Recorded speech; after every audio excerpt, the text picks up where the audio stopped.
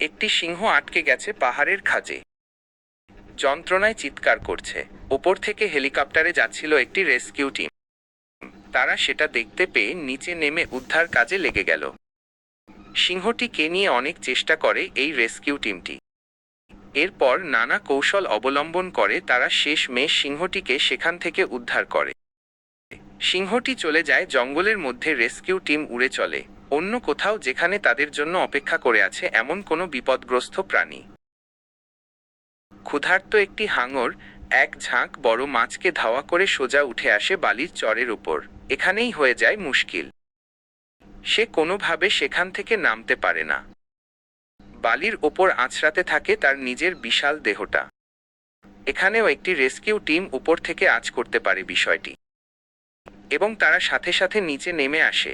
তারপর নানা প্রক্রিয়ার পর শাকটিকে ঠিকই জলের মধ্যে ছেড়ে দেয় তারা।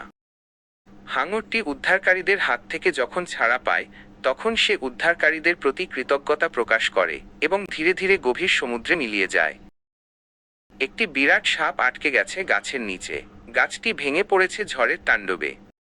জঙ্গলের মধ্যে উদ্ধার কর্মীরা যখন সমস্ত কিছু উদ্ধার করার চেষ্টা করছে তখন নজরে আসে এই সাপটি। তারা এগিয়ে আসে বিশাল সাপটিকে উদ্ধার করার জন্য। কিভাবে করবে নিজেদের মধ্যে একটু বলাবলি করে নিয়ে তারা নেমে পড়ে উদ্ধার কাজে। সাপের গায়ের ওপর পড়ে আছে বিশাল এই গাছটি, এবং উদ্ধারকর্মীরা করাত দিয়ে গাছটিকে কেটে ধীরে সুস্থে তার নিচ থেকে সাপটি বের করে আনছে। একটি বাঁদর ছানা উঠে গেছে বিদ্যুৎ লাইনের উপর। নিচে অনেকগুলো বাঁদর ছটফট করছে তাকে নামিয়ে আনার জন্য, কিন্তু কারোরই কোনো রকম সাহস হচ্ছে না। এমনই এক সময় সেখানে উপস্থিত হলো একটি লম্বা লেজওয়ালা খেকশিয়াল। সে নেমে পড়ল উদ্ধার কাজে, তরতর করে খুঁটি পেয়ে উঠে পড়ল এবং বাঁদর ছানাটিকে বুকে করে নেমে এলো নিচে, দিয়ে দিল তার মায়ের কোলে।